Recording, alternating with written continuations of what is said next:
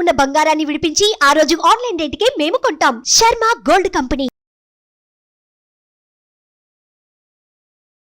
నమస్కారం, నేను మీ జాహ్నవి. అందరూ బాగున్నారు కదా? బాగున్నారని, బాగుంటారని మనస్ఫూర్తిగా కోరుకుంటూ, మరి సూక్ష్మంలో మోక్షం ఈ ప్రత్యేక కార్యక్రమం ద్వారా మనకున్నటువంటి ప్రతి సమస్యకి సరికొత్త సొల్యూషన్స్ మనకు అందించడం కోసం అంతా ఉన్నారు ప్రముఖ జ్యోతిష్య వాస్తు పండితులు, జ్యోతిష్య వాస్తు శిక్షణ నిపుణులు, లలిత ఉపాసకులు బ్రహ్మశ్రీ నానాజీ పట్నాయక్ గురువు గారు. మాట్లాడేద్దాం. నమస్కారం గురువు గారు. శ్రీమాత్రే నమః.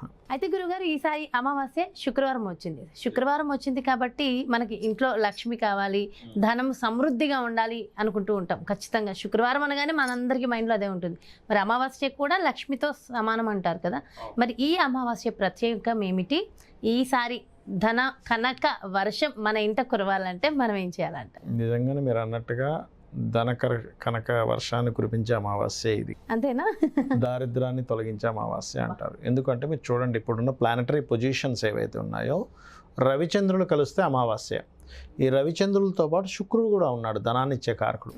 అదేవిధంగా ఈ అమావాస్య శుభకర్తెలో ఉంది. శుభకర్తె అంటే అమావాస్య ఎక్కడ ఏర్పడింది? మిథున రాశిలో ఏర్పడింది. దానికి వెనక రాశిలో గురువు ఉన్నాడు, ముందు రాశిలో బుధుడు ఉన్నాడు. అంటే ఏంటి? శుభకర్తెలు, రెండు శుభగ్రహాల మధ్యన అమావాస్య పడి ఆ అమావాస్య ప్రదేశంలో శుక్రుడు ఉన్నాడు. అంటే దీని అర్థం ఏమిటి? మీరు ఏదైనా సరే పూజ చేసినట్లయితే ఖచ్చితంగా లక్ష్మీ ప్రాప్తి కలుగుతుంది. అయితే ఎలా కలుగుతుంది లక్ష్మీ ప్రాప్తి? ఏం అమావాస్య ఒక్కరోజు పూజ చేయగానే వెంటనే వస్తుందా? కాదు. మీరు బాగా అర్థం చేసుకోండి. ఈ అమావాస్య నుంచి మీరు ఏ పని చేసినా అమ్మవారికి సమర్పిస్తున్నాననే భావనతో చేయండి. ఏ పని చేసినా అమ్మ లక్ష్మిని సమర్పిస్తున్నాను, లక్ష్మీదేవికి సమర్పిస్తున్నాను అనే భావంతో చేస్తే, ఎప్పుడు కూడా మనం ఒక ముహూర్తం పెట్టుకుంటాం చూసారా, ఒక వివాహానికనో షాప్ ఓపెనింగ్ కనో, అట్లాగే అప్పుడు ప్లానటరీ పొజిషన్స్ని చూసుకుంటాం. అంటే ఏంటి? ఆ రోజు అప్పుడున్న పరిస్థితుల్లో బుధుడు ఎలా ఉన్నాడు, రవి ఎలా ఉన్నాడు, చంద్రబలం ఎలా ఉంది, తారాబలం ఎలా ఉంది, లగ్నశుద్ధి ఎలా ఉంది, సప్తమ శుద్ధి ఎలా ఉంది, ఇలా చతుర్థ శుద్ధి ఎలా ఉంది, ఇలా రకరకాలు చూస్తూ ఉంటారు. అష్టమ శుద్ధి ఎలా ఉందని. అలాగే కొన్నిసార్లు అమావాస్యలు కావచ్చు, పౌర్ణమి కావచ్చు, చతుర్దశి, ఏకాదశి ఇలా వచ్చినప్పుడు అప్పుడుండే ప్లానటరీ పొజిషన్స్ దాని మీద ఎఫెక్ట్ చూపిస్తుంది.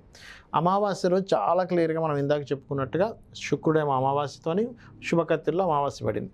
అలాంటప్పుడు మనకి ఆ రోజు శుక్రవారం పూట సాయంత్ర సమయంలో ప్రత్యేకంగా, ఎందుకంటే ఎప్పుడైనా సరే మీరు లక్ష్మీదేవి పూజ ఉదయం కంటే సాయంత్రం మరింత విశేషం కాబట్టి సాయంత్రం పూజ స్త్రీలు ప్రత్యేకంగా, మనకి శాస్త్రాల్లో స్త్రీ గనక నిత్యము లక్ష్మీ అష్టోత్తరం చదువుకుంటే ఆ ఇంట్లో దారిద్రం ఉండదు అని చెప్పబడింది. లక్ష్మీ అష్టోత్తరం చదువుకోవాలి కేవలం స్త్రీ, మిగతా ఏమీ చేసుకున్న లేదా లలిత చేసుకోవచ్చు.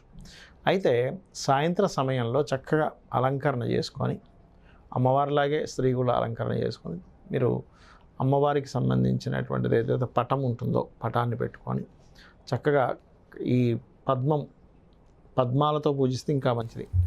అంటే కమలం పువ్వుతో ఒక 11 పద్మాలతో ఒక్కొక్క నామం చెప్పుకుంటూ చేయొచ్చు. 11 చేయొచ్చు. లేదంటే నాకు ఇంకా పెద్ద పూజ గది ఉంది, 108 నామాలతో 108 పద్మాలతో చేస్తానంటే ఇంకా మంచిది. ఎందుకు అంటే ఈ పద్మానికి గ్రహం శుక్రుడుగా చెప్తూ ఉంటారు, శుక్రగ్రహంగా చెప్తూ ఉంటారు. శుక్రుడు చంద్రుడు కాంబినేషన్ ఇస్ పద్మం. ఎప్పుడైతే అమావాస్య నాడు సహజంగానే రవిచంద్రుడు కలిసి ఉంటారు. పౌర్ణమి అయితే 1/7 యాక్సెస్లో ఉంటారు. అక్కడ ఎప్పుడైతే ఈ పద్మానికి కారకులైనటువంటి ఈ చంద్రుడు అంటే నీటికి కారకం, శుక్రుడు అంటే పుష్పం, చంద్ర శుక్రుడు కాంబినేషన్ ఈజ్ పద్మం అనమాట. అలా ఉన్నప్పుడు ఏమవుతుంటుందంటే ఆ రోజు అమ్మవారి యొక్క నామంతో ఒక్కొక్క పద్మాన్ని వేసి పూజ చేయడము, లేదంటే నాకు అంటే అంత నేను కొనలేను అనుకునే వాళ్ళు కనీసం ఒక పద్మమైనా వేయండి, తప్పేం. మీకు మనీ లేదు, ఒక్క పద్మం సమర్పించండి అమ్మవారికి. ఎలా ఉంటుందంటే ఇది ఒక తాంత్రిక ప్రక్రియ. ఎలా ఉంటుంది? తాంత్రికం అంటే అది నెగిటివ్ అని కాదు, మనము ఎటువంటి పదార్థంతో చేశాము పూజ అనేది చాలా ముఖ్యం. ఇప్పుడు చూడండి, కొంతమందికి సంతానం ఉండదు. ఈ అమావాస్య గనక గంధము వేస్తూ లక్ష్మీ అష్టోత్తరం చదువుతున్నారు అనుకోండి, సంతానం కలుగుతుంది. అలా కాకుండా కొంతమందికి ఏమవుతుంటుందంటే, ఏమంటే నాకు అప్పుల బాధలు ఎక్కువగా ఉన్నాయి, అమ్మవారిని బిల్వపత్రంతో కనుక చేసినట్లయితే అప్పుల బాధలు తగ్గుతాయి. అదేవిధంగా అదే అమావాస్య నాడు ఓం అపర్ణాయ నమః మంత్రం ఎంత చేసుకుంటే అంత తొందరగా అప్పుల బాధలు తగ్గుతాయి. అయితే పాయసము అమ్మవారికి నైవేద్యంగా పెట్టడం చేయాలి. పాయసం నేను పెట్టలేనండి, నాకు శక్తి లేదు, లేకపోతే ఆరోగ్యం బాగాలేదు, నేను చేయలేను అనుకునేటువంటి వారు చక్కగా ఒక ఫలం పెట్టినా సరిపోతుంది. ఒక అరటి పండు, మామిడి పండు, లేకపోతే ఒక ద్రాక్ష పండు పెట్టినా సరే అమ్మవారు స్వీకరిస్తుంది. అమ్మవారు ఖచ్చితంగా మీరు ఇది ఇవ్వాలని ఉండదు. కాకపోతే ఏంటంటే పూజ చేసేటప్పుడు మీరు ఇందాక అన్నట్టుగా భక్తి భక్తి ప్రధానం. ఈ భక్తి అనే కాన్సెప్ట్ ఏంటంటే అందరికీ భక్తితో ఉండాలంటారు కానీ ఎలా భక్తి అంటే ఏంటో తెలియదు చాలామందికి. మీరు ఒక మాట ఇప్పుడు చూడండి, పిల్లవాడు రాలేదు అంటే ఒక చిన్న ఎమోషన్తో మీకు కలిపి చెప్తాను. స్కూల్ నుంచి పిల్లవాడు రావాల్సిన సమయాన్ని 4 గంటలకు రాలేదు, 4:15 అయింది, 4:30 అయింది, 4:45 కూడా అయిపోతుంది, 5 దగ్గర పడింది. అప్పుడు అమ్మ మనసు ఎలా ఉంటుందంటే ఇంకేం లేదు, ఎప్పుడు ఆ మాట అమ్మ అని మాట విందామా అని చెవులు అలా నెక్కబుచ్చుకొని ఉంటాయి. స్కూల్కి ఫోన్ చేస్తానేమో మీ అబ్బాయి వెళ్ళిపోయాడని చెప్తారు, వీడేం చేస్తాడు మధ్యలో ఫ్రెండ్తో కలిసి ఎక్కడో ఐస్ క్రీమ్ తింటూ లేట్ అయ్యి వస్తాడు ఇంటికి. ఆ పిల్లవాడు తలుపు కొట్టి అమ్మ అనగానే ఎంత మనసు అలా పులకిస్తుందో తల్లి మనసు, అలాగా అమ్మవారి నామం వినగానే మీ మనసు పులకిస్తే దట్ ఈజ్ భక్తి. కళ్ళు చెమ్మరిల్లి మనసు పులకిస్తే భగవంతుడు నామానికి భగవంతుడు స్తోత్రానికి దాన్ని భక్తి అంటారు. మీరు చెప్పగానే నా కళ్ళు చెమ్మరిల్లే చూసారా, అంటే నిజంగా నాకు తెలిసి ఇన్వాల్వ్ అయిన ప్రతి ఒక్కళ్ళ ఫీలింగ్ అదే ఉండదు. అది భక్తి. అలా మీరు చేయగలిగితే ఈ పాపకర్మ దగ్ధం అవుతుంది. ఎప్పుడైతే ఈ పాపకర్మ దగ్ధం అవుతుందో దారిద్ర నాశనం అవుతుంది. ఈ అమావాస్య చేయడం వల్ల లక్ష్మీ ప్రాప్తి కలుగుతుంది. మహద్భుతం. అస్సలు చూడండి, అంటే యోగాలు మనకి పక్కనే ఉన్నాయి, అవును, తెలియక మనమే అంధకారంలో ఉన్నామా అనిపిస్తుంది. సో ఎంత ఉంటుంది కదా అమ్మవారు, ఎంత ఉంటుంది. మీరు ఒకటే ఎప్పుడైనా సరే లక్ష్మీ ప్రాప్తి మనిషికి కలగాలి అంటే మీరు చేసే ప్రతిదీ లక్ష్మీదేవికి సమర్పిస్తున్నాను, లక్ష్మీదేవి కోసం చేస్తున్నాను చేయండి.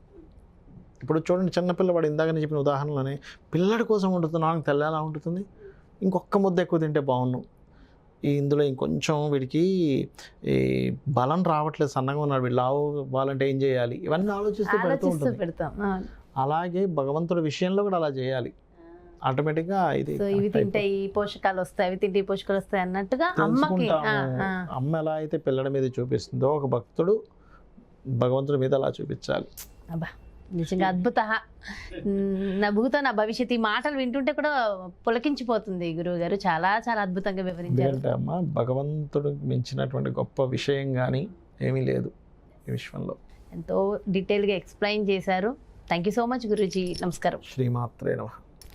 చూసారు కదండి, నిజంగా అసలు వీడియో మొత్తం వింటున్నంతసేపు ఇంకా వినాలనిపిస్తుంది కదా. అంటే అమ్మవారిని మనం మన పసిపిల్లాడిలాగా మన పిల్లల్ని ఎంత బాగా చూసుకుంటామో అమ్మవారిని అట్లా చూసుకోవాలనేది ఎంతో చక్కగా ఎక్స్ప్లెయిన్ చేస్తూ, మరి మనకున్నటువంటి దారిద్ర నాశనం కోసం ఈ శుక్రవారం వచ్చే అమావాస్య అద్భుతమైన రోజు. ఆ రోజు మనందరం కూడా ఆచరించవలసిన విధి విధానాలు, ఏ సమస్యతో బాధపడే వారికి ఎలాంటి పరిహారం ఉంటుందనేది కూడా డీటెయిల్గా ఎక్స్ప్లెయిన్ చేసేసారు కదా మన గురువు గారు. మరో ప్రత్యేకమైన కార్యక్రమంతో మళ్ళీ మీ ముందుకు వచ్చేస్తాను. మరి అలాగే పర్సనల్గా మీ యొక్క జాతకానికి సంబంధించి కానీ, లేదంటే మీ ఇంటి వ్యాపార వాస్తుకు సంబంధించి కానీ గురువు గారిని సంప్రదించాలి, అపాయింట్మెంట్ కావాలనుకుంటే వెంటనే క్రింద డిస్ప్లే అవుతున్నటువంటి నెంబర్స్కి కాల్ చేయండి, అపాయింట్మెంట్ తీసుకోండి. శ్రీమాత్రే నమః. సుమన్ టీవీలో మీ పర్సనల్ అండ్ బిజినెస్ ప్రమోషన్స్ కోసం కింది నెంబర్కి కాంటాక్ట్ చేయండి.